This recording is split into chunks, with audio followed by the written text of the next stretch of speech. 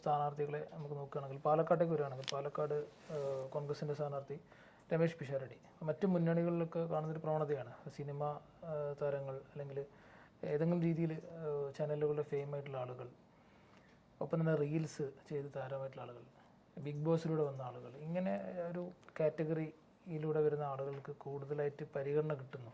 അതായത് താഴെ തട്ടിൽ ഇറങ്ങി ഇക്കാലം അത്രയും ജനങ്ങൾക്കിടയിൽ നിന്ന് പൊതുപ്രവർത്തനം നടത്തിയ പ്രവർത്തകരുണ്ട്. അപ്പോൾ കോൺഗ്രസിൻ്റെ ആവട്ടെ, CPM-ൻ്റെ ആവട്ടെ, BJP ആരും ആവട്ടെ, ഇത്തരത്തിലുള്ള ജനങ്ങൾക്കിടയിൽ നിന്ന് പ്രവർത്തിച്ചു വന്നിരുന്ന പുതിയ തലമുറയിലെ നേതൃത്വത്തെ, യുവാക്കളെ കാണാതെ പോവുകയും അതേസമയം മണ്ഡലത്തിൻ്റെ ചില സവിശേഷ സാഹചര്യങ്ങളെ പരിഗണിച്ചുകൊണ്ട് എന്ന് പറഞ്ഞുകൊണ്ട് പല കാൻഡിഡേറ്റുകളെയും ഇറക്കുമതി ചെയ്യുകയും ചെയ്യുന്നൊരു പ്രവണത അത് കൂടി വരികയാണ്. പല മുന്നണികളിലും അത് കൂടി വരികയാണ്. ഈ ഒരു സാഹചര്യം ഇത്തരത്തിലുള്ള പാലക്കാടൊക്കെ ഇങ്ങനെ രമേശ് പിഷാരടി നേരത്തെ സൂചിപ്പിച്ചതുപോലെ അദ്ദേഹം ഒരു പൊതുപ്രവർത്തന രംഗത്ത് ഒരുപാട് കാലം നിലനിന്നൊരു വ്യക്തിയൊന്നുമല്ല. അതേസമയം അദ്ദേഹത്തിന് രാഷ്ട്രീയം പറയുകയും അതിൽ മത്സരിക്കാനുള്ള എല്ലാ റൈറ്റും ഉണ്ട്. അത് അംഗീകരിച്ചുകൊണ്ട് തന്നെ ഇങ്ങനെയുള്ള ആളുകളൊക്കെ കടന്നു വരുന്ന സമയത്ത് ഒപ്പം തന്നെ LDFൻ്റെ സ്ഥാനാർത്ഥിയെക്കുറിച്ചും ഈ രീതിയിലുള്ള കാര്യങ്ങളൊക്കെ പറയുന്നുണ്ട്. അപ്പോൾ ഒരു പൊളിറ്റിക്കൽ ഫൈറ്റ് വേണ്ട ഒരു മണ്ഡലത്തിൽ അപ്പുറത്ത് നിൽക്കുന്നത് ശോഭാ സുരേന്ദ്രനെ പോലുള്ള പൊളിറ്റിക്കൽ ആയിട്ടുള്ളൊരു ഫൈറ്റ് നടത്തുന്ന ലീഡറാണ്. അപ്പോൾ ഇങ്ങനെ ഒരു സ്ഥലത്ത് ഈ രീതിയിൽ കോൺഗ്രസ് മുന്നോട്ട് വെക്കുന്ന സ്ഥാനാർത്ഥി ആപ്റ്റാണ് എന്ന് തോന്നുന്നുണ്ടോ? രമേശ് പിഷാരടി പാലക്കാട് സ്ഥാനാർത്ഥിയായി വന്നു എന്നുള്ളത് ഏതിൻ്റെ അടിസ്ഥാനത്തിലാണ് എന്ന് നമുക്ക് മനസ്സിലാവുന്നില്ല. പാർട്ടിക്ക് ഒരു സ്ഥാനാർത്ഥി പാലക്കാട് കിട്ടാത്തൊരവസ്ഥയുണ്ടോ? നിരവധിയായ നേതാക്കന്മാർ കോൺഗ്രസിനകത്താണെങ്കിലും യൂത്ത് കോൺഗ്രസിനകത്താണെങ്കിലും ഉള്ള ഒരു സംസ്ഥാനത്ത് ഇനി പാലക്കാട് മണ്ഡലത്തിലും പാലക്കാട് ജില്ലയിലും തന്നെ ഉള്ളപ്പോൾ അവരൊക്കെ മാറ്റി നിർത്തി ഒരു സെലിബ്രിറ്റിയെ കൊണ്ടുവന്ന് മത്സരിപ്പിക്കേണ്ട എന്ത് സാഹചര്യമാണ് അവിടെ ഉള്ളത് എന്ന് ഞാൻ മനസ്സിലാക്കുന്നത് എന്താണെന്ന് വെച്ചാൽ, സ്വാഭാവികമായും പാലക്കാട് മണ്ഡലം ഷാഫി പറമ്പിലിൻ്റെ പൂർണ്ണ നിയന്ത്രണത്തിൽ ഉണ്ടാകണമെന്ന് അദ്ദേഹം ആഗ്രഹിക്കുന്നുണ്ട്. അദ്ദേഹം ഒരു പ്രത്യേക സാഹചര്യത്തിലാണ് വടകരയിലേക്ക് മത്സരത്തിന് പോകുന്നത്. വടകരയിലേക്ക് മത്സരത്തിന് പോകുമ്പോൾ അദ്ദേഹം ഡിമാൻഡ് ചെയ്ത ഒരു കാര്യമെന്ന് പറയുന്നത്, ഞാൻ പറയുന്ന ആളെ ഞാൻ വടകരയിൽ മത്സരിച്ച് ജയിച്ചാൽ പാലക്കാട് ഒഴിവരുന്ന സീറ്റിലേക്ക് ഞാൻ പറയുന്ന ആളെ മത്സരിപ്പിക്കണം എന്നൊരു ഡിമാൻഡ് വെച്ച് ആ ഡിമാൻഡ് KC വേണുഗോപാൽ ഉൾപ്പെടെയുള്ള ആളുകൾ അംഗീകരിച്ചതിന് ശേഷം മാത്രമാണ് അദ്ദേഹം വടകരയിലേക്ക് പോകുന്നത്. സ്വാഭാവികമായും അതിനെ തുടർന്നാണ് രാഹുൽ മാങ്കൂട്ടം അവിടെ പാലക്കാട് സ്ഥാനാർത്ഥിയായി വരുന്നതും പിന്നീട് പാർട്ടിയിൽ പൊട്ടിത്തെറികളുണ്ടായല്ലോ, പല ആളുകളും പാർട്ടി വിടുന്നൊരു സാഹചര്യം ഉണ്ടായി. നോക്കൂ, ഇതേ അവസ്ഥ തന്നെയാണ് ഇപ്പോഴും വരുന്നത്. രാഹുൽ മാങ്കൂട്ടം മാറിയാൽ പിന്നെ അവിടെ വേറെ ആളില്ലേ. രാഹുൽ മാങ്കൂട്ടത്തിന് അന്ന് കൊടുക്കാൻ ഒരു കാരണമുണ്ട്, സംസ്ഥാന യൂത്ത് കോൺഗ്രസിൻ്റെ പ്രസിഡൻ്റാണ് എന്ന രീതിയിൽ വേണമെങ്കിൽ പരിഗണിക്കാം. നോക്കൂ, ഇപ്പോൾ അദ്ദേഹം ഈ രമേശ് പിഷാരടി ഏത് പാർട്ടിയുടെ സ്ഥാനത്തുള്ളതാണ്? ഒരു ന്യായത്തിന് വേണ്ടിയിട്ട് രാഹുൽ മാങ്കൂട്ടത്തിന് കൊടുക്കുമ്പോൾ അദ്ദേഹം യൂത്ത് കോൺഗ്രസിൻ്റെ ഉത്തരവാദിത്തപ്പെട്ട സ്ഥാനത്തുള്ള ഒരാളാണ്, ആ രീതിയിൽ പരിഗണിച്ചു എന്ന് പറയാം. എന്നാൽ പിഷാരടി കൊണ്ടുവരുന്നത് ഏത് ഉത്തരവാദിത്തപ്പെട്ട സ്ഥാനത്തുള്ള ഒരാളാണ് എന്ന രീതിയിലാണ്. അപ്പോൾ സ്വാഭാവികമായും ആ മണ്ഡലം പോയാലും ഇനി ജയിച്ചാലും എൻ്റെ ഒരു നിയന്ത്രണത്തിലുള്ള ഒരു സംവിധാനമാകണമെന്ന് ഒരു സ്വാർത്ഥ താല്പര്യം ഷാഫി പറമ്പിലുണ്ട്. അതുകൊണ്ടാണ് അദ്ദേഹത്തെ അവിടെ കൊണ്ടുവന്നിട്ടുള്ളത്. ഒരുപാട് സീനിയറായ നേതാക്കന്മാരുണ്ടോ? ഇനി നോക്കൂ, പട്ടാമ്പിയിൽ കഴിഞ്ഞ പ്രാവശ്യം റിയാസ് മുക്കോളിയാണ് മത്സരിച്ചത്. ഇപ്രാവശ്യം അദ്ദേഹത്തിന് അവിടെ സീറ്റില്ല. പട്ടാമ്പി ഇതുപോലൊരു പേയ്മെൻറ്റ് സീറ്റ് എൻ്റെ സംശയത്തിലുള്ളൊരു മണ്ഡലമാണ്. കഴിഞ്ഞ 5 വർഷം അവിടെ തോറ്റിട്ട് റിയാസ് മുക്കോളി അവിടെ നിന്ന് താമസിച്ച് നിരന്തരമായ രാഷ്ട്രീയ സാമൂഹ്യ സന്നദ്ധ പ്രവർത്തനം നടത്തിയിരുന്ന ഒരു വ്യക്തിയാണ്. അദ്ദേഹത്തെ പട്ടാമ്പിയിൽ പരിഗണിച്ചില്ലെങ്കിൽ പാലക്കാടേക്ക് പരിഗണിക്കാമായിരുന്നല്ലോ, അതല്ലെങ്കിൽ മറ്റേതെങ്കിലും നേതാക്കന്മാരെ പരിഗണിക്കാമായിരുന്നല്ലോ. അപ്പോൾ ഇതൊക്കെ ഈ സ്ഥാനാർത്ഥി നിർണയം എന്ന് പറയുന്നത്, എനിക്ക് കോൺഗ്രസ് എടുക്കുന്നൊരു നിലപാട്, ഞാൻ നേരത്തെ പറഞ്ഞതുപോലെ കോൺഗ്രസ് ആരെയാണ് നേരിടേണ്ടത്? ഈ പാലക്കാട് മണ്ഡലം എന്ന് പറയുന്നത് BJPയെ സംബന്ധിച്ചിടത്തോളം A ക്ലാസ് മണ്ഡലമാണ്. A ക്ലാസ് മണ്ഡലത്തിൽ BJP ഒരു ജയസാധ്യത വളരെ വെച്ച് പുലർത്തുന്ന ഒരു മണ്ഡലത്തിൽ വളരെ നിസ്സാരമായ കോൺഗ്രസിൻ്റെ പക്ഷത്തുള്ള കോൺഗ്രസിൻ്റെ കയ്യിലുള്ള ഒരു സിറ്റിംഗ് സീറ്റിനെ ഇത്ര നിസ്സാരമായിട്ടാണ് അവർ ഈ തെരഞ്ഞെടുപ്പിൽ സമീപിക്കുന്നതെങ്കിൽ പിന്നെ കോൺഗ്രസ് ആരെയാണ് നേരിടുന്നത് എന്നാണ് ചോദ്യം. കോൺഗ്രസിന് മതനിരപേക്ഷ മൂല്യങ്ങൾ, ജനാധിപത്യ മൂല്യങ്ങൾ ഉണ്ടെങ്കിൽ BJP ജയിച്ചു വരാതിരിക്കാൻ തങ്ങളുടെ കയ്യിലുള്ള സിറ്റിംഗ് മണ്ഡലത്തെ ഏറ്റവും നല്ല രീതിയിൽ നിലനിർത്തുക എന്നുള്ള ഒരു സമീപനമാണെങ്കിൽ ഇങ്ങനെയാണോ എടുക്കേണ്ടത്? അപ്പോൾ ഈ ഒരു സമീപനം എന്ന് പറയുന്നത് കോൺഗ്രസ് സംഘടനാ സംവിധാനത്തെയോ പാർട്ടിയോ ജനാധിപത്യത്തെയോ നിലനിർത്തുന്നതിന് വേണ്ടിയിട്ടല്ല, ചില വ്യക്തികളുടെ സ്വാർത്ഥ താല്പര്യങ്ങൾ ആ സ്വാർത്ഥ താല്പര്യങ്ങളിലേക്ക് ഈ തെരഞ്ഞെടുപ്പിനെ ഉപയോഗപ്പെടുത്തുന്നു എന്നുള്ളതാണ് ഏറെ ദുഃഖകരം. ഈ വടക്കാഞ്ചേരി വ്യാസ NSS കോളേജിൽ KSU പ്രവർത്തന ഇതുകൊണ്ടാണ് പൊതുപ്രവർത്തനം ആരംഭിക്കുന്നത്. 20 വർഷത്തോളമായിട്ട് ഈ പൊതുപ്രവർത്തന രംഗത്തുണ്ട്. കോൺഗ്രസിൻ്റെ ഒരു മുഖമായിട്ട് തന്നെ താങ്കൾ പ്രവർത്തിച്ചു വരികയായിരുന്നു. ഇനി പൊതുപ്രവർത്തനം തുടരും, പക്ഷേ അത് ഏത് പ്ലാറ്റ്ഫോമിലൂടെ തുടരും? ഞാൻ ഈ 20 വർഷം എന്ന് പറയുന്നത് ഒരു നിസ്സാര കാലയളവല്ല. ശ്രീ വ്യാസ NS കോളേജിൽ ഞാൻ 1-ാം വർഷം ഡിഗ്രിക്ക് ചേരുമ്പോൾ പാർട്ടി KSU എന്ന് പറയുന്ന പ്രസ്ഥാനത്തിലേക്ക് ചെല്ലുമ്പോൾ 8 പേരാണ് KSUവിനകത്തുള്ളത്. 90 പേരുള്ള SFIയെ നേരിടാൻ 8 പേരുള്ള KSU പക്ഷത്ത് നിലനിന്ന് രാഷ്ട്രീയ പ്രവർത്തനം നടത്തിയ ആളാണ് ഞാൻ. വലിയ രീതിയിലുള്ള ഭീഷണികളും പ്രലോഭനങ്ങളും അന്ന് എനിക്കെതിരെ ഉണ്ടായിട്ടുണ്ട്. എൻ്റെ സഹപ്രവർത്തകരായ KSU പ്രവർത്തകരെതിരെയും ഉണ്ടായിട്ടുണ്ട്. നിരവധിയായ സംഘടനകൾ ആ കാലഘട്ടത്തിൽ കോളേജിൽ നടന്നിട്ടുണ്ട്. ഞങ്ങൾ അതിനകത്ത് പ്രതികളായിട്ടുണ്ട്. അങ്ങനെ രാഷ്ട്രീയ പ്രവർത്തനം നടത്തി വന്ന ആളാണ്. ഈ രാഷ്ട്രീയ പ്രവർത്തനത്തിനിടയ്ക്ക് ഞാൻ എൻ്റേതായ എനിക്ക് ഇന്ന ആവശ്യം വേണമെന്ന് പാർട്ടിയിൽ നിന്ന് ഞാൻ ആവശ്യപ്പെടുകയും എനിക്ക് നൽകുകയോ ചെയ്തിട്ടില്ല. ഏതെങ്കിലും സൊസൈറ്റിയിൽ ഡയറക്ടർ ബോർഡിലോ അതല്ലെങ്കിൽ ജോലിയോ മറ്റേതെങ്കിലോ ഒരു ആനുകൂല്യങ്ങളും ഞാൻ ഈ കാലയളവിനകത്ത് പാർട്ടിയിൽ നിന്ന് ഞാൻ നേടിയെടുത്തിട്ടില്ല. സംഘടനാ രംഗത്ത് ഈ KSU ജില്ലാ സെക്രട്ടറി ആയി 2011 ശേഷം ജില്ലാ സെക്രട്ടറി ആയി മാറിയതിന് ശേഷം പിന്നീട് ഞാൻ ഒരു സംഘടനാ ചുമതലയിലേക്ക് വരുന്നത് 2024 യൂത്ത് കോൺഗ്രസ് സംഘടനാ തെരഞ്ഞെടുപ്പിൽ പങ്കെടുത്തിട്ടാണ്. അതുവരെയും ഞാൻ ഒരു സ്ഥാനവും വഹിച്ചിട്ടില്ല. ഞാൻ മനസ്സിലാക്കണേ, പാർട്ടിക്കകത്ത് നിൽക്കണമെങ്കിൽ, പാർട്ടിയുടെ ആശയം പറയണമെങ്കിൽ സ്ഥാനമില്ലെങ്കിലും പോസ്റ്റില്ലെങ്കിലും സ്പേസ് ഉണ്ടായാൽ മതി എന്ന് വിശ്വസിക്കുന്ന ഒരാളാണ്. നിരവധിയായ കോൺഗ്രസ് പൊതുയോഗങ്ങളിൽ, കുടുംബയോഗങ്ങളിലൊക്കെ ഞാൻ പാർട്ടി നയങ്ങൾ പറയുന്നതിന് വേണ്ടി, സംസാരിക്കുന്നതിന് വേണ്ടി ഞാൻ പോയിട്ടുണ്ട്. കേരളത്തിലും തൃശ്ശൂർ ജില്ലയിലും കേരളത്തിൻ്റെ വിവിധ മേഖലകളിലും പോയിട്ടുണ്ട്. 100 കണക്കിന് വേദികളിൽ അങ്ങനെ ആ രീതിയിൽ സംവദിക്കാൻ എനിക്ക് കഴിഞ്ഞിട്ടുണ്ട്.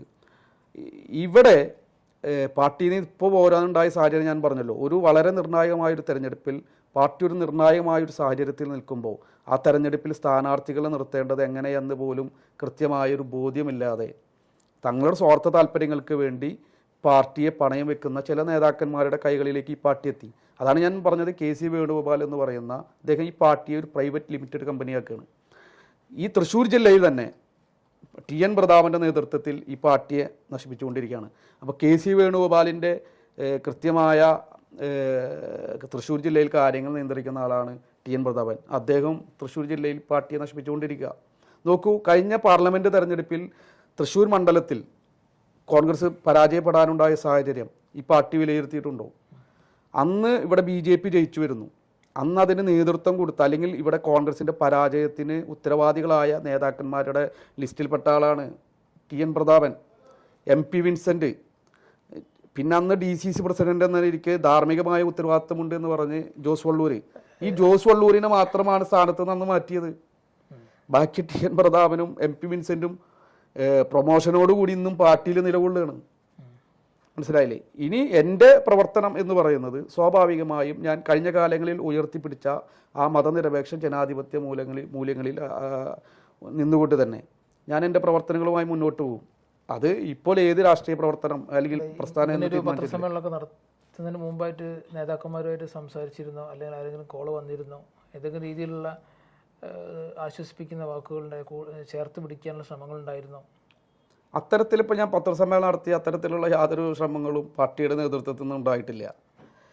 സ്വാഭാവികമായും നമ്മുടെ സുഹൃത്തുക്കളായ ചില ആളുകൾ, യൂത്ത് കോൺഗ്രസിലും മറ്റും സഹഭാരവാഹികളായിരിക്കുന്ന ആളുകളൊക്കെ നമ്മളെ വിളിച്ചു എന്നതേ ഒഴിച്ച് പാർട്ടിയുടെ ഉത്തരവാദിത്തപ്പെട്ട സ്ഥാനം ഇത് എന്താണ് നിങ്ങൾ ഉയർത്തിയ ആരോപണം, ഇതിൻ്റെ ഒരു നിജസ്ഥിതി എന്താണ്, ഇതെങ്ങനെയാണ് ഇനി നമുക്ക് അത് പരിഹരിക്കാൻ കഴിയുക, ഏത് രീതിയിലാണ് നിങ്ങൾ അതിനെ പരിഹാരം തേടുന്നത് എന്നത്തെ രീതിയിലുള്ള യാതൊരു ശ്രമങ്ങളും പാർട്ടിയുടെ നേതൃത്വത്തിൽ നിന്ന് ഇതുവരെ ഉണ്ടായിട്ടില്ല. ഈ തെരഞ്ഞെടുപ്പിൽ എന്തായിരിക്കും താങ്കളുടെ ഒരു പ്രചാരണം? കാരണം UDF തിരിച്ചു വരാനുള്ള ഒരു ശ്രമം നടത്തുന്നു, LDF ആണെങ്കിൽ തുടർച്ച അവകാശപ്പെട്ടുകൊണ്ട് അല്ലെങ്കിൽ തുടർച്ച പ്രഖ്യാപിച്ചുകൊണ്ട് തന്നെ മുന്നോട്ട് പോവുകയാണ്. അപ്പോൾ താങ്കൾ ഈ ഇലക്ഷനിൽ നിശബ്ദനായിരിക്കുമോ, അല്ലെങ്കിൽ എന്തെങ്കിലും രീതിയിലുള്ള പ്രചാരണവുമായിട്ട് രംഗത്തുണ്ടാകുമോ? അത് ആർക്കാണ് ഗുണം ചെയ്യുക? ഞാൻ പറഞ്ഞല്ലോ, ഈ തെരഞ്ഞെടുപ്പിനെ കോൺഗ്രസ് ജയിക്കണം എന്നുള്ളൊരു തെരഞ്ഞെടുപ്പായി കണ്ടിട്ടില്ല. ചില നേതാക്കന്മാർ വരാതിരിക്കാനും ചില നേതാക്കന്മാർക്ക് വരണം എന്നുള്ളത് കൊണ്ട് മാത്രം കാണുന്ന ഒരു തെരഞ്ഞെടുപ്പാണ്. ഈ തെരഞ്ഞെടുപ്പിൽ വിജയിക്കണം എന്നായിരുന്നെങ്കിൽ യാതൊരുവിധ സ്വാർത്ഥ താല്പര്യങ്ങളുമില്ലാതെ സ്ഥാനാർത്ഥി പ്രഖ്യാപനം വന്നിരുന്നു. ഇന്ന് ഈ 95 സ്ഥാനാർത്ഥികൾ കോൺഗ്രസിൻ്റെ ചിഹ്നത്തിൽ ഉൾപ്പെടെ മത്സരിക്കുന്ന സ്വതന്ത്രന്മാരുൾപ്പെടെ മത്സരിക്കുന്ന സ്വതന്ത്രന്മാരെ മാറ്റി നിർത്തിയാൽ ചിഹ്നത്തിൽ മത്സരിക്കുന്ന 92 സ്ഥാനാർത്ഥികളിൽ എത്ര പേർക്ക് വിജയ സാധ്യതയുണ്ട്, അല്ലെങ്കിൽ എത്ര പേര് അർഹതപ്പെട്ട ആളുകളാണ് എന്നുള്ളതാണ് ചർച്ച ചെയ്യേണ്ടത്. ഞാനത് പഠിക്കുമ്പോൾ എനിക്ക് മനസ്സിലാകുന്നത് ഈ തെരഞ്ഞെടുപ്പ് പാർട്ടി ജയിക്കണം എന്നുള്ള താല്പര്യത്തോടു കൂടി ചെയ്യുന്നതല്ല. ഈ തെരഞ്ഞെടുപ്പിനെ, അതിൻ്റെ സ്ഥാനാർത്ഥി നിർണയത്തെ ശ്രീ KC വേണുഗോപാലിൻ്റെ നേതൃത്വത്തിൽ ഹൈജാക്ക് ചെയ്യപ്പെട്ടിരിക്കുകയാണ്. അങ്ങനെയാണ് ഇത്. അപ്പോൾ അവർക്ക് പോലും ജയിക്കണമെന്ന് താല്പര്യമില്ലാത്ത, എന്നാൽ അവർക്ക് അവരുടേതായ മറ്റു കാര്യങ്ങളൊക്കെ ഇതിലൂടെ സാധിപ്പിച്ചിട്ടുണ്ട്. അപ്പോൾ അത്തരം ഒരു അവസ്ഥയിൽ ജനങ്ങൾ ഇതെല്ലാം കാണുകയാണ്. നോക്കൂ, തെരഞ്ഞെടുപ്പ് പ്രഖ്യാപിച്ചാൽ അന്ന് തന്നെ സ്ഥാനാർത്ഥികൾ പ്രഖ്യാപിക്കുമെന്നാണ് പ്രിയപ്പെട്ട ശ്രീ VD സതീശൻ പറഞ്ഞത്. അതിൽ അദ്ദേഹത്തെ കുറ്റം പറയാൻ കഴിയില്ല. അദ്ദേഹം ആ രീതിയിലുള്ള പ്രവർത്തനങ്ങൾ ഉണ്ടായിരുന്നു. അദ്ദേഹം ആ പ്രവർത്തനങ്ങളുമായി മുന്നോട്ട് പോകുമ്പോൾ അതിന് തകിടം മറിക്കുന്ന രീതിയിലാണ് ഇതിൻ്റെ പ്രഖ്യാപനം വരുമ്പോൾ, അതായത് നോട്ടിഫിക്കേഷൻ, ഈ തെരഞ്ഞെടുപ്പിൻ്റെ നോട്ടിഫിക്കേഷൻ വന്നതുകൂടി അദ്ദേഹം വിചാരിച്ച രീതിയിലേക്ക് കാര്യങ്ങൾ എത്തിയില്ല. അദ്ദേഹത്തിൻ്റെ തന്നെ ഏറ്റവും അടുപ്പക്കാരനായ വിശ്വസ്തനായ എറണാകുളം DCC പ്രസിഡന്റ് മുഹമ്മദ് ഷിയാസിന് പോലും ഒരു സീറ്റ് മേടിച്ചു കൊടുക്കാൻ പ്രയാസപ്പെട്ടു. എങ്ങനെയാണ്? കൊച്ചി സീറ്റാണ് കൊടുത്തിരിക്കുന്നത്. 14,070 വോട്ടിനാണ് കഴിഞ്ഞ 2021 തെരഞ്ഞെടുപ്പിൽ LDF അവിടെ ജയിക്കുന്നത്. അങ്ങനെ 14,000 ചില്ലാനും വോട്ടിന് തോറ്റിരിക്കുന്ന ഒരു മണ്ഡലത്തിൽ തൻ്റെ ഒരു വിശ്വസ്തൻ, അതായത് ഏറ്റവും മികച്ച DCC പ്രസിഡന്റ് എന്ന രീതിയിൽ പ്രവർത്തിക്കുന്ന ആളാണ് ശ്രീ മുഹമ്മദ് ഷിയാസ്. അദ്ദേഹത്തിന് പോലും ഒരു സീറ്റ് കൊടുക്കേണ്ട സ്ഥിതി വന്നപ്പോൾ അത് VD സതീശൻ പക്ഷക്കാരനാണ് എന്ന രീതിയിൽ പോലും മാറ്റി നിർത്തുന്ന ഒരു അവസ്ഥയുണ്ടായി. റിസ്ക്കാണ്. ആ റിസ്ക്കുള്ള സീറ്റിൽ VD സതീശൻ പരിഗണിക്കുന്നത് അദ്ദേഹം ഒരു വിജയ സാധ്യതയാണ്. മുഹമ്മദ് ഷിയാസ് എന്ന തൻ്റെ അടുപ്പക്കാരന് സീറ്റ് കൊടുക്കുക എന്നതിലുപരി അവിടെ വിജയിച്ചു വരാൻ സാധ്യതയുള്ള ഒരു ചെറുപ്പക്കാരൻ, ഒരു നല്ലൊരു DCC പ്രസിഡന്റ്, മികച്ച സംഘാടകനായ ഒരു ചെറുപ്പക്കാരൻ എന്നാണ് അദ്ദേഹം ഉദ്ദേശിക്കുന്നത്. പക്ഷെ അവിടെ പോലും ഒരു ഗ്രൂപ്പിന്റെ പ്രതിനിധിയായിട്ടാണ് അദ്ദേഹത്തെ കാണുന്നതും ആ രീതിയിൽ സീറ്റ് കൊടുക്കാതിരിക്കാനുള്ള ശ്രമങ്ങളും നടത്തുന്നത്. ഇപ്പം എങ്ങനെയാണ് ഈ തെരഞ്ഞെടുപ്പിൽ വിജയിക്കാൻ കഴിയുക? LDF തീർച്ചയായും ജയിച്ചു വരുന്ന സീറ്റുകളുടെ എണ്ണം തന്നെ 50-ലേറെയുണ്ട്.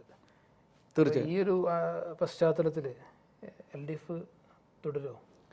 LDF തുടരാനാണ് സാധ്യത. കാരണം തദ്ദേശ സ്വയംഭരണ തെരഞ്ഞെടുപ്പിൻ്റെ, സ്ഥാപനങ്ങളുടെ തെരഞ്ഞെടുപ്പിൻ്റെ ഒരു അപ്രമാദിത്യം UDFന് ഇപ്പോൾ നിലവിലില്ല. ഇനി ഒരു തെരഞ്ഞെടുപ്പിൽ വലിയ രീതിയിലുള്ള ജനവിരുദ്ധ വികാരമുണ്ട് എന്നും ഇപ്പോൾ മനസ്സിലാക്കാൻ കഴിയുന്നില്ല. ആ ഒരു സാഹചര്യം മാറിയിരിക്കുന്നു. ആ തദ്ദേശ സ്വയംഭരണ സ്ഥാപനങ്ങളുടെ തെരഞ്ഞെടുപ്പിൻ്റെ സാഹചര്യം പൂർണ്ണമായിട്ടും മാറിയിട്ടുണ്ട്. എവിടെ നിന്നാണ് മാറി തുടങ്ങിയത്? മാറി എന്ന് പറഞ്ഞാൽ സ്വാഭാവികമായി ആ റിസൾട്ട് വന്നതോടുകൂടി LDF കൃത്യമായ പഠനം നടത്തി. LDFന് നേതൃത്വം കൊടുക്കുന്ന സംഘടനാ സംവിധാനം ശക്തമാക്കി CPM എന്ന് പറയുന്ന പാർട്ടി കൂടുതൽ പഠിക്കാൻ തയ്യാറായി. ആ പരാജയത്തിൽ നിന്നും കൂടുതൽ പഠിക്കാൻ തയ്യാറായി. അങ്ങനെ പഠിക്കാൻ തയ്യാറായപ്പോൾ നിങ്ങൾ നോക്കൂ, അവരുടെ സ്ഥാനാർത്ഥി പട്ടിക വന്നപ്പോൾ കൃത്യമായും ആ സ്ഥാനാർത്ഥി പട്ടികയിൽ ഇടം പിടിച്ചിരിക്കുന്നത് 90% സിറ്റിംഗ് MLAമാരാണ്. എന്തുകൊണ്ടാണ്? അവർ പാർട്ടിയുടെ പല നയങ്ങളും ഉണ്ട്. അതായത് 2 ടേമിൽ അല്ലെങ്കിൽ 3 ടേമിൽ കൂടുതലുള്ളവരെ മാറ്റി നിർത്തുക, ഏറ്റവും പ്രത്യേകമായ സാഹചര്യങ്ങളിൽ മാത്രം 2 ടൈമിൽ കൂടുതലുള്ളവർക്ക് അവസരം കൊടുക്കുക എന്നൊക്കെയുള്ള അവരുടെ സ്ഥിരം നയങ്ങളുണ്ട്. ആ നയങ്ങളെയൊക്കെ അവർ മാറ്റി നിർത്തി സ്വാഭാവികമായും തങ്ങളുടേതായ മണ്ഡലങ്ങളിൽ യാതൊരു വിധത്തിലുള്ള ജനവിരുദ്ധതയും ഇല്ലാത്ത ആളുകൾ ആണ് എന്നുള്ള ഉറപ്പുള്ള നിലവിലെ MLAമാർക്ക് മുഴുവൻ അവർ സീറ്റ് കൊടുത്തു. ചില സ്ഥലങ്ങളിൽ അവർ മാറ്റിയിട്ടുണ്ട് സിറ്റിംഗ് MLAമാർ. അത് മാറ്റിയത് മുഴുവനും അവരും ഒരു ഘടകമല്ല മണ്ഡലത്തിൽ. ഇപ്പം മട്ടന്നൂരിൽ ശൈലജ ടീച്ചർ ഒരു ഘടകമല്ല, അവരില്ലെങ്കിലും വേറെ ആരാണെങ്കിലും ജയിക്കും. തലശ്ശേരിയിൽ ഷംസീർ അല്ലെങ്കിൽ വേറെ ആരാണെങ്കിലും ജയിക്കും, പാർട്ടി സംവിധാനത്തിൽ ജയിക്കും എന്നുറപ്പുള്ളിടത്ത് അവർ വേറെ ആളുകൾ കൊടുത്തിട്ടുണ്ടാവാം. അതല്ലാത്തിടത്ത് അവരൊരു പരീക്ഷണത്തിന് തയ്യാറാവാതെ നിലവിലെ മുഴുവൻ സിറ്റിംഗ് MLAമാരെയും അവർ മത്സരിപ്പിച്ചിട്ടുണ്ട്. ഇപ്പോൾ തൃശ്ശൂർ ജില്ലയിൽ തന്നെ വടക്കാഞ്ചേരിയിലും കുന്നംകുളത്തും അതുപോലെ തന്നെ പുതുക്കാടും ഗുരുവായൂരും എല്ലാം ചേലക്കരയിലുമൊക്കെ സിറ്റിംഗ് MLAമാരാണ്. അത് ആ രീതിയിൽ അവരൊരു പഠനം നടത്തിയപ്പോൾ അതാത് മണ്ഡലങ്ങളിൽ ആ MLAമാർക്ക് കാര്യമായ ജനവിരുദ്ധത ഇല്ല എന്ന് മനസ്സിലാക്കേണ്ട അടിസ്ഥാനത്തിൽ ഒരു സ്ട്രാറ്റജി അവർ ഫോം ചെയ്തിട്ടുണ്ട്. പിന്നെ മറ്റു സ്ഥലങ്ങളിൽ അവർ സ്വതന്ത്രന്മാരെ തിരഞ്ഞെടുക്കുന്ന വിഷയത്തിലാണെങ്കിലും അതിലും ജാഗ്രത പുലർത്തിയിട്ടുണ്ട്. ഇപ്പം ഞാൻ പാലക്കാടൊക്കെ നോക്കുമ്പോൾ കുറച്ചും കൂടി ഒരു അവധാനതയോട് കൂടിയിട്ടുള്ള ഒരു സ്ഥാനാർത്ഥി നിർണയം നടത്തിയിട്ടുണ്ട് പാലക്കാട് എന്നാണ് ഞാൻ മനസ്സിലാക്കുന്നത്. സ്വതന്ത്രനാണെങ്കിൽ പോലും അവിടെ വേറൊരു മറ്റു പല ഘടകങ്ങളിലും ജനങ്ങളെ സ്വാധീനിക്കാൻ കഴിയുന്ന സ്ഥാനാർത്ഥിയെ കൊണ്ടുവന്നിട്ട് ഇതുപോലെ പല മണ്ഡലങ്ങളിൽ അവർ അത് ചെയ്തിട്ടുണ്ട് എന്നാണ് ഞാൻ മനസ്സിലാക്കുന്നത്. സ്വാഭാവികമായിട്ടും ഒരു തുടർ ഭരണത്തിനുള്ള സാധ്യത കാണുന്നു എന്നാണ് എനിക്ക് തോന്നുന്നത്. മാത്രമല്ല 2011 ശേഷം, ഇപ്പം നേരത്തെ പറഞ്ഞല്ലോ, ഒരു 50ഓളം മണ്ഡലങ്ങളിൽ CPM ജയിക്കാൻ സാധ്യതയുള്ള സ്ഥിര മണ്ഡലങ്ങളുണ്ട്. അതെങ്ങനെയാണ് അങ്ങനെ ഒരു മാറ്റം കേരളത്തിൽ വന്നിട്ടുള്ളതെന്ന് വെച്ചാൽ അത് 2011 മണ്ഡലം പുനർനിർണയത്തിന് ശേഷം അന്ന് കോൺഗ്രസ് പാർട്ടി കാര്യമായി അതിൽ പഠിക്കാനോ അതിന് യാതൊരു തിരുത്തലുകൾക്കോ വേണ്ടിയിട്ട് ശ്രമം നടത്തിയിട്ടില്ല. 2011 ശേഷം വന്നിട്ടുള്ള മണ്ഡല പുനർനിർണയത്തിൽ CPM അടിസ്ഥാനപരമായി ഒരു 40-45 സീറ്റുകളിൽ ജയിക്കാനുള്ള മണ്ഡലങ്ങളുണ്ട്. ആ രീതിയിലേക്ക് അതിൻ്റെ ഒരു സിസ്റ്റം മാറിയിട്ടുണ്ട്. ഇപ്പോൾ തൃശ്ശൂർ ജില്ലയിൽ കോൺഗ്രസിന് 5 സീറ്റ് ജയിക്കാതെ കേരളത്തിൽ ഭരിക്കാൻ കഴിയില്ല. പക്ഷെ ഇപ്പോഴത്തെ സാഹചര്യത്തിൽ തൃശ്ശൂർ ജില്ലയിൽ ഏതൊക്കെ മണ്ഡലങ്ങളാണ് ജയിക്കാൻ കഴിയുക? ഞാൻ കാണുന്നത് ചാലക്കുടി സിറ്റി മണ്ഡലം ഒഴിച്ചാൽ ബാക്കി എവിടെയും ജയസാധ്യത കാണുന്നില്ല. ഒരു 2-3 സീറ്റിനപ്പുറത്തേക്ക് തൃശ്ശൂർ ജില്ലയിൽ കോൺഗ്രസിന് സാധ്യതയില്ല. ഈ പേയ്മെൻറ്റ് സീറ്റ് വിവാദം ആണ് പ്രധാനമായി ഉയർത്തിക്കൊണ്ടിരുന്നത്. KC വേണുഗോപാലിനെതിരെയാണ് താങ്കൾ കൂടുതലായിട്ട് പറയുന്നത്. ഇതോടൊപ്പം തന്നെ ഇപ്പം ദേശീയ തലത്തിൽ നിന്നൊരു വാർത്തയുണ്ട്, ഹരിയാനയിലെ വിഷയം. എങ്ങനെയാണ് ഹരിയാനയിലും ഈ സമാനമായ രീതിയിൽ പേയ്മെൻറ്റ് സീറ്റും കോഴ വാങ്ങി സീറ്റ് നൽകി എന്നുള്ള ആരോപണം അവിടുത്തെ ഒരു മഹിളാ കോൺഗ്രസിൻ്റെ നേതാവ് പുറത്തുവിട്ടിരിക്കുകയാണ്. ഇത് കേരളത്തിലേക്ക് വരുമ്പോൾ കേരളത്തിൽ നിന്ന് താങ്കളും സമാനമായ രീതിയിലുള്ളൊരു ആരോപണമാണ് ഉന്നയിക്കുന്നത്. കാരണം ഇവിടെയും പേയ്മെൻറ്റ് സീറ്റിൻ്റെ കാര്യങ്ങൾ കച്ചവടം നടക്കുന്നു. കച്ചവടമാണ് കോൺഗ്രസിൻ്റെ ഈ സീറ്റ് വിഭജനത്തിൽ നടന്നതെന്നാണ് താങ്കൾ പറയുന്നത്. എന്താണ് അതിനെക്കുറിച്ച് പറയാനുള്ളത്? അല്ല, അത് ഇപ്പോൾ ANIയുടെ റിപ്പോർട്ട് പ്രകാരം ഹരിയാനയിലെ കോൺഗ്രസിൻ്റെ സംസ്ഥാന ജനറൽ സെക്രട്ടറി ആയിരുന്ന സുചിത്ര ദേവിയുടെ ഒരു പരാതി ഉണ്ടായിരുന്നു, മഹിളാ കോൺഗ്രസിൻ്റെ. അപ്പോൾ അവരുടെ ഒരു പരാതിയുടെ അടിസ്ഥാനത്തിലാണ് ഇപ്പോൾ ഡൽഹി പോലീസ് അന്വേഷണം നടത്തിക്കൊണ്ടിരിക്കുന്നതെന്നാണ് ANIയുടെ റിപ്പോർട്ട് ഇപ്പോൾ ലേറ്റസ്റ്റ് വന്നിരിക്കുന്നത്. അതിൽ KC വേണുഗോപാലിനും കൊടികുന്നിൽ സുരേഷിനുമാണ് ആ റിപ്പോർട്ടിൽ പ്രകാരം അവർക്കെതിരെയുള്ള അന്വേഷണമാണ് നടന്നുകൊണ്ടിരിക്കുന്നത്. നോക്കൂ, ഹരിയാനയിൽ വലിയ പ്രതീക്ഷയോട് കൂടിയിട്ടാണ് കോൺഗ്രസ് നിയമസഭാ തെരഞ്ഞെടുപ്പിനെ നേരിട്ടത്. വലിയ പ്രതീക്ഷയോട് കൂടിയിട്ട് തെരഞ്ഞെടുപ്പിന് നേരിട്ടിട്ട് അവിടെ റിസൾട്ട് വന്നപ്പോൾ ചിത്രം മറ്റൊന്നായി. അവിടെ BJP ഭരണം തുടർന്ന് വരുന്നൊരവസ്ഥ ഉണ്ടായി. അത് സ്വാഭാവികമായും അവരുടെ ആരോപണം കഴമ്പുള്ളതാണ് എന്ന് തന്നെയാണ് എനിക്ക് അതെ കേരളത്തിൻ്റെ ഇപ്പോഴത്തെ ഒരു സാഹചര്യം വെച്ച് ഞാൻ മനസ്സിലാക്കുന്നത്. കാരണം അദ്ദേഹത്തിൻ്റെ KC വേണുഗോപാലിൻ്റെ ഇടപെടലുള്ളിടത്തൊക്കെ സ്വാഭാവികമായും അവിടെ അദ്ദേഹം അവിടെ ഞാൻ പറഞ്ഞല്ലോ, പാർട്ടിയെ ജയിപ്പിക്കുക, പാർട്ടിയെ അധികാരത്തിലെത്തുക, പാർട്ടിയുടെ ആളുകൾ ജയിച്ചു വരിക എന്നതിനേക്കാൾ അദ്ദേഹത്തിൻ്റെ ചില സ്വാർത്ഥ താല്പര്യങ്ങളിലാണ് പല സ്ഥലങ്ങളിലും പല സംസ്ഥാനങ്ങളിലും സ്ഥാനാർത്ഥികൾ വരുന്നത്. ആ സ്വാർത്ഥ താല്പര്യത്തിൻ്റെ ചേതോവികാരം എന്താ എന്നുള്ളതാണ് ഇനി നമ്മൾ ഈ ഡൽഹി പോലീസിൻ്റെ അന്വേഷണം പൂർത്തീകരിക്കുമ്പോൾ നമുക്ക് മനസ്സിലാവാൻ കഴിയും. സ്വാഭാവികമായും ഞാൻ ഇവിടെ ഉയർത്തിയ ആ പേയ്മെൻറ്റ് സീറ്റ് വിവാദം മറ്റ് സ്റ്റേറ്റുകളിലും ഉണ്ട് എന്നുള്ളത് ഒരു സത്യമാണല്ലോ. അതിൻ്റെ ഒരു സത്യം ആണ് എന്നുള്ളതിൻ്റെ ഒരു അവസാനത്തെ ഒരു തെളിവായിട്ടാണ് ഇതൊക്കെ വരുന്നത്. തൃശ്ശൂർ ജില്ലയിലും അത്തരത്തിലുള്ള, ഇപ്പോൾ തൃശ്ശൂരിലാണെങ്കിലും നാട്ടിയിലാണെങ്കിലും ഒക്കെ അതൊക്കെ ഇതിൻ്റെ സംശയനിലയിലുള്ള സീറ്റുകളാണ് എന്ന കാര്യത്തിൽ യാതൊരു തർക്കവുമില്ല. കോൺഗ്രസുമായി ബന്ധപ്പെട്ട സ്ഥാനാർത്ഥി നിർണ്ണയത്തിൽ മറ്റൊരു പ്രധാനപ്പെട്ട ആരോപണം ഈ മതേതര മൂല്യങ്ങളെ പരിഗണിക്കാതെയുള്ള ഒരു സ്ഥാനാർത്ഥി നിർണ്ണയം. പലപ്പോഴും നമ്മൾ കാണാറുണ്ട്, സാമുദായിക സമവാക്യങ്ങളൊക്കെ പൊരുത്തപ്പെട്ടു പോകുവാൻ എന്ന ഒരു കാരണം പറഞ്ഞുകൊണ്ട് ഒരു ലിസ്റ്റാണ് തയ്യാറായതെന്നാണ് പൊതുവെ ഉയർന്നു വരുന്ന ഒരു അതിൽ തന്നെ ഇപ്പോൾ മുസ്ലിം ലീഗിന് അർഹിക്കുന്ന ആ ഒരു പാർട്ടി എന്ന രീതിയിൽ മുസ്ലിം ലീഗിന് അർഹിക്കുന്ന സീറ്റുകൾ ലഭിക്കുന്നുണ്ട്. അപ്പോൾ കോൺഗ്രസ്സിലേക്ക് വരുമ്പോൾ കോൺഗ്രസ്സിന് ആ രീതിയിലുള്ള ഒരു എന്താ പറയുക ഒരു പരിഗണന കോൺഗ്രസ്സിലെ മുസ്ലിം കാൻഡിഡേറ്റുകൾക്കൊന്നും തന്നെ ലഭിക്കാതെ പോയി എന്നുള്ളൊരു ആരോപണം പൊതുവെ ഉയർന്നു വരുന്നുണ്ട്. അതേക്കുറിച്ച് എന്താണ് പറയാനുള്ളത്? അല്ല, അങ്ങനെ ഒരു ആരോപണം ഉയർന്നു വരുന്നുണ്ട് എന്ന് പറഞ്ഞാൽ അതിൽ ആ ആരോപണത്തെ പൂർണ്ണമായി നമുക്ക് തള്ളിക്കളയാൻ കഴിയില്ല. ഇപ്പോൾ 92 പേരുടെ പട്ടിക കോൺഗ്രസ് പ്രസിദ്ധീകരിച്ചു 2 ഘട്ടങ്ങളിലായി. ഈ 92 പേരിൽ കോൺഗ്രസ് ചിഹ്നത്തിൽ മത്സരിക്കുമ്പോൾ 12 പേര് മാത്രമാണ് ഈ പറഞ്ഞ മുസ്ലിം സമുദായത്തിൽ നിന്നുള്ള സ്ഥാനാർത്ഥികൾ എന്ന് പറയുന്നത്. വെറും 12 പേര് എന്ന് വെച്ചാൽ കേവലം 12% മാത്രം. മനസ്സിലായില്ലേ? ഇവിടെ ഇടതുപക്ഷം എനിക്ക് തോന്നുന്നത് ഏകദേശം 18-19 സീറ്റുകളിൽ, അവർ 85 സീറ്റുകളിലാണ് നേരിട്ട് മത്സരിക്കുന്നത്. അതിൽ തന്നെ 18-19 സീറ്റുകളിൽ അവർ മുസ്ലിം സമുദായത്തിന് പ്രാതിനിധ്യം കൊടുത്തിട്ടുണ്ട് എന്നുള്ളതാണ് വേറൊരു കാര്യം. ശതമാനം നോക്കിക്കഴിഞ്ഞാൽ ഏകദേശം കോൺഗ്രസ് കൊടുത്തിരിക്കുന്നതിൻ്റെ ഇരട്ടി, ഏകദേശം 24% മുസ്ലിം സ്ഥാനാർത്ഥികളാണ് ഇടതുപക്ഷത്ത് നിന്നുള്ളത്. അതായത് communist Marxist party of India എന്ന് പറയുന്ന CPM-നകത്ത് വരുന്നത്. ഇവിടെ കോൺഗ്രസിനകത്ത് വരുന്നത് ഈ പറഞ്ഞതാണ്. ഇവിടെ പറയുമ്പോൾ ലീഗിനും കൂടി ചേർത്ത് വെക്കുകയാണ്. ലീഗ് എന്ന് പറയുന്ന ഒരു സെപ്പറേറ്റ് രാഷ്ട്രീയ പാർട്ടിയാണ്. ലീഗ് രാഷ്ട്രീയ പാർട്ടി സെപ്പറേറ്റ് ആണ്, കോൺഗ്രസ് വേറൊരു പാർട്ടിയാണ്. ലീഗിന് കൊടുത്തു എന്നതിൻ്റെ പേരിൽ, ലീഗിൻ്റെ സ്ഥാനാർത്ഥികൾ മുഴുവനും മുസ്ലിങ്ങളാണ് എന്നതിൻ്റെ പേരിൽ കോൺഗ്രസിനകത്തെ മുസ്ലിം ആളുകളെ പരിഗണിക്കാതിരിക്കുന്നതിൻ്റെ ന്യായം എന്താണ് എന്ന് എനിക്ക് മനസ്സിലാകുന്നില്ല. അത് ഒരു ഭാഗത്ത് മതേതരത്വം പറയുകയും ഒരു ഭാഗത്ത് ഞങ്ങൾ മുസ്ലിം സംരക്ഷകരാണ് എന്ന് പറയുകയും ചെയ്യുമ്പോൾ തന്നെ അവരെ പരിഗണിക്കുന്നില്ല എന്നുള്ളത് ഇന്ന് ഈ സ്ഥാനാർത്ഥി നിർണയത്തിന് മാത്രമല്ല, കാലങ്ങളായി അങ്ങനെ ഒരു ഇത് കാണുന്നുണ്ട്. ഇപ്പോൾ കഴിഞ്ഞ പാർലമെൻറ്റ് തെരഞ്ഞെടുപ്പിൽ തന്നെ നോക്കൂ, പാർലമെൻറ്റ് തെരഞ്ഞെടുപ്പിൽ എത്ര പേർക്ക് മുസ്ലിം സീറ്റ് ആളുകൾക്ക്, ഇപ്പോൾ വയനാട് പോലെ, അപ്പോൾ വയനാട് നിന്ന് പ്രിയങ്ക ഗാന്ധിനെ കൊണ്ടുവരുന്നു. അപ്പോൾ പിന്നെ ഒരു മുസ്ലിം ഇക്വേഷൻ ഉണ്ടാകണം, എവിടെയെങ്കിലും ഒരാൾക്ക് കൊടുക്കണ്ടേ എന്ന രീതിയിലാണ് പിന്നെ പാലക്കാടുള്ള ഷാഫി പറമ്പിലിനെ രാജിവെപ്പിച്ചിട്ട് വടകര കൊണ്ടു കൊടുക്കുന്നത്. മനസ്സിലായില്ലേ? ആ രീതിയിൽ ഒരു ചെരുപ്പിന് ഒത്ത് കാലിനെ മുറിക്കുക എന്ന ഒരു സിസ്റ്റമാണ് കോൺഗ്രസ് കഴിഞ്ഞ കുറേ കാലങ്ങളായിട്ട് ചെയ്തു വരുന്നത്. ഉത്തരേന്ത്യയിലൊക്കെ അതിൻ്റെ വലിയ ഉദാഹരണങ്ങളിൽ നിന്നാണ് ഈ മുസ്ലിം വോട്ട് പൂർണ്ണമായിട്ടും കോൺഗ്രസിന് പോകുന്ന അവസ്ഥയുണ്ടായിട്ടുള്ളത്. ഈ ക്യാമ്പയിനിൽ വന്നു കഴിഞ്ഞാൽ ഇപ്പോൾ ജമാഅത്തെ ഇസ്ലാമീനെ സപ്പോർട്ട് ചെയ്യുന്ന രീതിയിലാണ് കോൺഗ്രസിൻ്റെ ഭാഗത്തു നിന്നുള്ള പ്രസ്താവനകളൊക്കെ വരുന്നത്. അതേസമയം CPM അതിനെ എതിർത്തുകൊണ്ടും സംസാരിക്കുന്നു.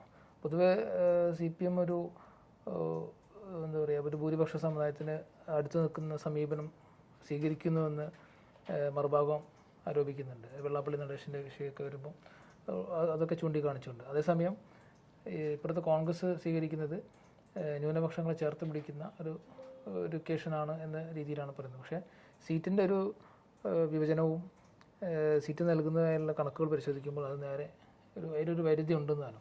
ഇതാണ് ഞങ്ങൾ ചൂണ്ടിക്കാണിക്കുന്നത്. യെസ്. അതായത് ഞാൻ നേരത്തെ പറഞ്ഞല്ലോ, കോൺഗ്രസ് സ്ഥാനാർത്ഥി പട്ടിക പരിശോധിച്ചാൽ കോഴിക്കോട്, കാസർഗോഡ്, കോട്ടയം, പത്തനംതിട്ട, ഇടുക്കി 5 ജില്ലകളിൽ പൂർണ്ണമായും മുസ്ലിം സ്ഥാനാർത്ഥികളില്ല. കഴിഞ്ഞ 2021 തെരഞ്ഞെടുപ്പിൽ തൃശ്ശൂർ ജില്ലയിൽ മുസ്ലിം സ്ഥാനാർത്ഥി ഉണ്ടായിരുന്നില്ല. ഇപ്രാവശ്യം തൃശ്ശൂർ ജില്ലയിൽ കൊടുത്തിരിക്കുന്നത് 30,000 വോട്ടിന് തോൽക്കുന്ന സീറ്റിലാണ് ഒരാൾക്ക് കൊടുത്തിട്ടുള്ളത്. മനസ്സിലായില്ലേ? ഞാൻ മനസ്സിലാക്കുന്നത് മണലൂരും കുന്നംകുളം ഉൾപ്പെടെയുള്ള മണ്ഡലങ്ങളിൽ മുസ്ലിം സ്ഥാനാർത്ഥികളെ പരിഗണിക്കാൻ സാധ്യതയുള്ള ഒരു മണ്ഡലങ്ങളായിരുന്നു. പക്ഷേ അവിടങ്ങളിലൊന്നും പരിഗണിച്ചിട്ടില്ല. അപ്പോൾ ഞാൻ പറഞ്ഞു വന്ന 5 ജില്ലകളിൽ ഒരു സെക്കുലർ പാർട്ടി എന്ന് പറയപ്പെടുന്ന ഒരു പാർട്ടിക്ക് ഒരു പ്രത്യേക ജനവിഭാഗത്തിൻ്റെ അല്ലെങ്കിൽ മുസ്ലിം ജനവിഭാഗത്തിൻ്റെ, ഈ പാർട്ടിക്കകത്ത് ഏറ്റവും കൂടുതൽ പ്രവർത്തിക്കുന്നവർ മുസ്ലിം ജനവിഭാഗത്തിൽ നിന്നുള്ള ആളുകൾ ഏറ്റവും കൂടുതൽ പ്രവർത്തിക്കുന്ന ഒരു പാർട്ടിയാണ് കോൺഗ്രസ്. CPM-നേക്കാൾ കൂടുതൽ മുസ്ലിങ്ങൾ കോൺഗ്രസിനകത്താണ്. അതുപോലെ തന്നെ വോട്ട് ചെയ്യുന്ന ആളുകളും കോൺഗ്രസിനാണ് കൂടുതലും വരുന്നത്. എന്നിട്ട് പോലും അവരോടൊരു നീതി പുലർത്താൻ കഴിഞ്ഞിട്ടില്ല എന്നുള്ളതാണ് ഈ സ്ഥാനാർത്ഥി നിർണയത്തിൽ നിന്ന് നമ്മൾ മനസ്സിലാക്കുന്നത്. ഇതാണ് ഒരു ഭാഗത്ത് നടക്കുന്നത്. മറ്റൊരു ഭാഗത്ത് BJPയെ നേരിടേണ്ട ആളുകൾ അവർ എവിടെയാണ് BJPയെ നേരിടേണ്ടത് എന്ന് പോലും കൃത്യമായ ഒരു ധാരണയില്ലാതെ പോകുന്നത്. അതാണ് ഞാൻ നേരത്തെ പറഞ്ഞതുപോലെ KC വേണുഗോപാലിൻ്റെ ഇടപെടലുകൾ. KC വേണുഗോപാലിൻ്റെ ഇടപെടൽ എന്ന് പറയുന്നത് കോൺഗ്രസിന് ഗുണകരമായ ഒരു പ്രവർത്തനമല്ലല്ലോ അദ്ദേഹം നടത്തുന്നത്. കേസിൻ്റെ കാര്യത്തിലേക്ക് വരികയാണെങ്കിൽ ഇപ്പം പൊതുവെ ഇവർ ഉയർത്തുന്നൊരു വിഷയം CJP എന്നുള്ള കമ്മ്യൂണിസ്റ്റ് ജനതാ പാർട്ടി എന്ന രീതിയിൽ കേരളത്തിൽ ആ രീതിയിലൊരു പ്രവർത്തനം BJPയും ഇടതുപക്ഷവും ചേർന്ന് മുന്നോട്ട് കൊണ്ടുപോകുന്നതാണ്. ഇങ്ങനെ വരുമ്പോൾ ഈ ഒരു ഇക്വേഷൻ കുറിച്ച് ചർച്ച ചെയ്യപ്പെടുമ്പോൾ തന്നെ മറുഭാഗം തിരിച്ചും ആരോപിക്കുന്നുണ്ട്.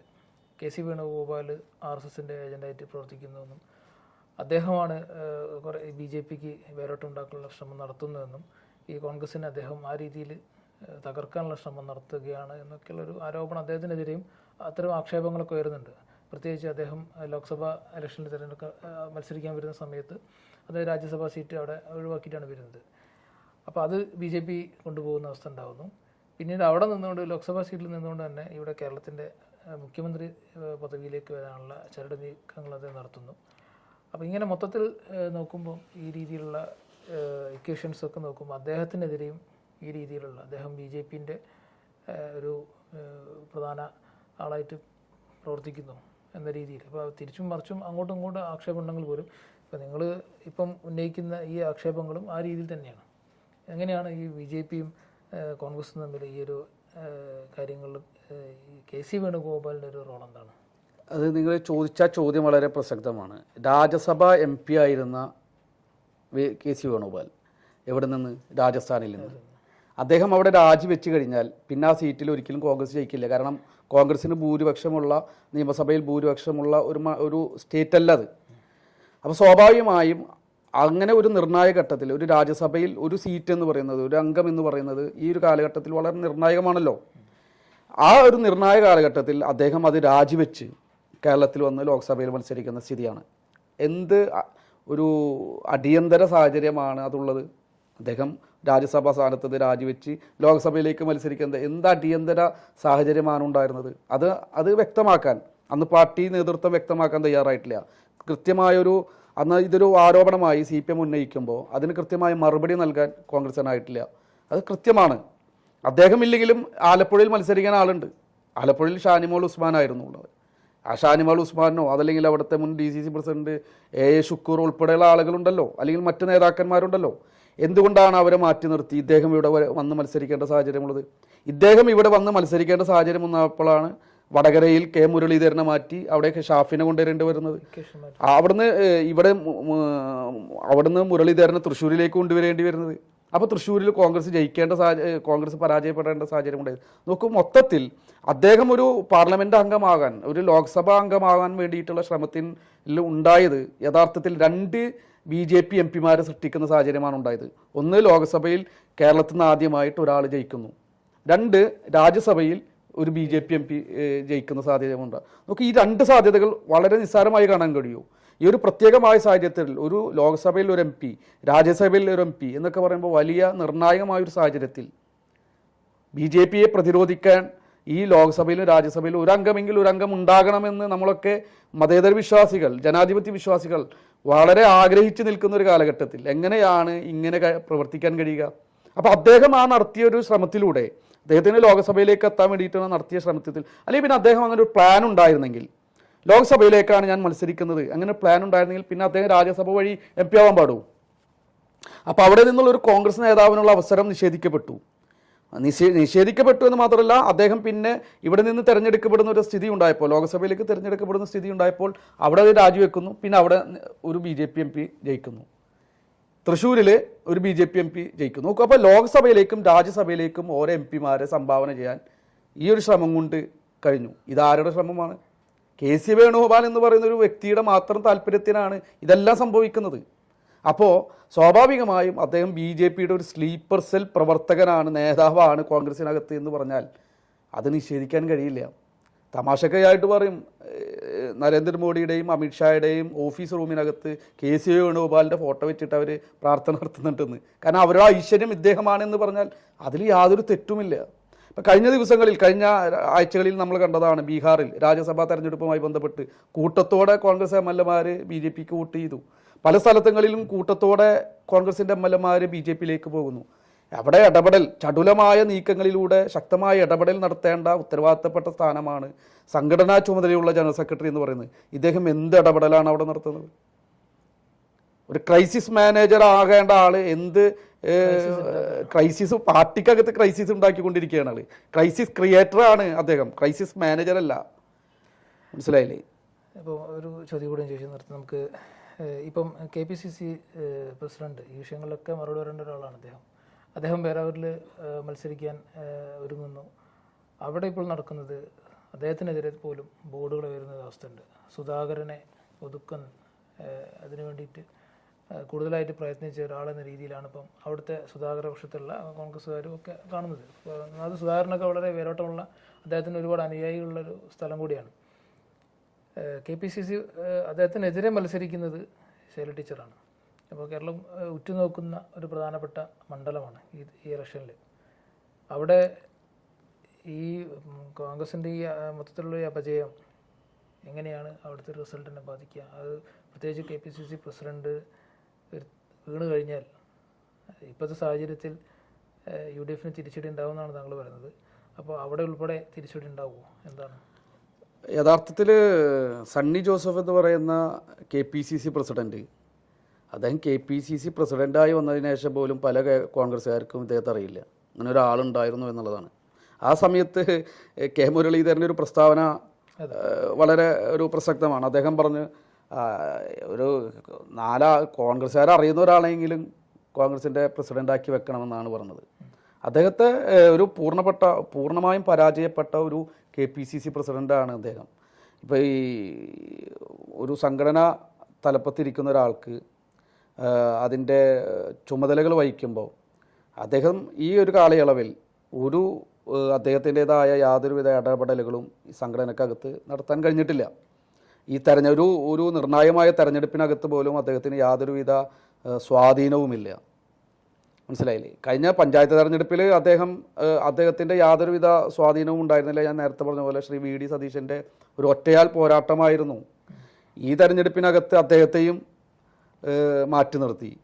അപ്പോൾ കെ സി വേണുഗോപാൽ എൻ്റെ ഒരു റബ്ബർ സ്റ്റാമ്പ് മാത്രമാണ് സണ്ണി ജോസഫ് എന്ന് പറയുന്ന KPCC പ്രസിഡന്റ്. അദ്ദേഹത്തിൻ്റെ വിജയ സാധ്യതകൾ അത് നാം കണ്ടു തന്നെ അറിയണം. കോശി നിൻ്റെ അവസ്ഥ കണ്ടു തന്നെ അറിയണം എന്ന് പറയുന്നത് പോലെ ഇത് കണ്ടു തന്നെ അറിയണം ഈ തെരഞ്ഞെടുപ്പിൽ. നമുക്ക് ഒരു വൺ വേർഡിൽ അവസാനിപ്പിക്കാം. ഒറ്റ കാര്യമുള്ളൂ. LDFൻ്റെ ഒരു പരസ്യവാചകം മറ്റാരുണ്ട് LDF അല്ലാതെതാണ്. മറ്റാരെങ്കിലും ഉണ്ടോ അത് പറഞ്ഞുകൊണ്ട് നമുക്ക് അവസാനിപ്പിക്കാം. LDF ജയിക്കാൻ മറ്റാരെങ്കിലും ഉണ്ടോ എന്ന് ചോദിച്ചാൽ LDF ജയിക്കാൻ UDF തന്നെയാണുള്ളത്. LDFനെ ജയിപ്പിക്കാൻ LDF മാത്രമല്ല LDFനെ ജയിപ്പിക്കാൻ നോക്കുന്നത്, UDFും കൂടിയാണ്. അതിന് ശ്രീ KC വേണുഗോപാലിൻ്റെ വലിയൊരു പങ്ക് കൂടി ഉണ്ട്. നാളെ AKG സെൻട്രലിലും കൂടി KC വേണുഗോപാലിൻ്റെ ഒരു ഫോട്ടോ വെച്ച് അവർ അദ്ദേഹത്തിന് ആദരവ് അർപ്പിക്കാൻ തീരുമാനിച്ചാൽ അതിൽ തെറ്റ് കാണില്ല എന്നുള്ളതാണ് എൻ്റെ അഭിപ്രായം. ഓക്കെ.